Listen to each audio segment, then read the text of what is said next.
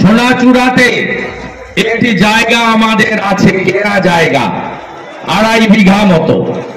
আমরা সেখানে একটি স্থায়ী রাম মন্দির নির্মাণের পরিকল্পনা করেছি। আগামী 6 এপ্রিল রামনবমীর দিন সেখানে ভিত পুজোর মধ্য দিয়ে সেখানে রাম মন্দির নির্মাণের কাজ শুরু হবে, যা 1 বছরের মধ্যে আমি আশা করি সম্পূর্ণ করতে পারবো।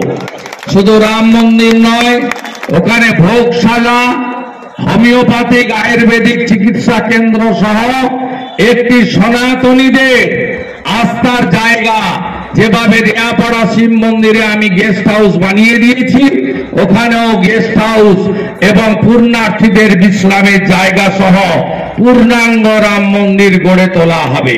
সবাই ভালো থাকবেন, আপনারা সবাই ভালো থাকবেন। একটি ঘোষণা করে শেষ, সোনাচূড়াতে একটি জায়গা আমাদের আছে, কেনা জায়গা 2.5 বিঘা মতো। আমরা সেখানে একটি স্থায়ী রাম মন্দির নির্মাণের পরিকল্পনা করেছি। আগামী 6 এপ্রিল রামনবমীর দিন সেখানে ভিত পুজোর মধ্য দিয়ে সেখানে রাম মন্দির নির্মাণের কাজ শুরু হবে, যা 1 বছরের মধ্যে আমি আশা করি সম্পূর্ণ করতে পারবো।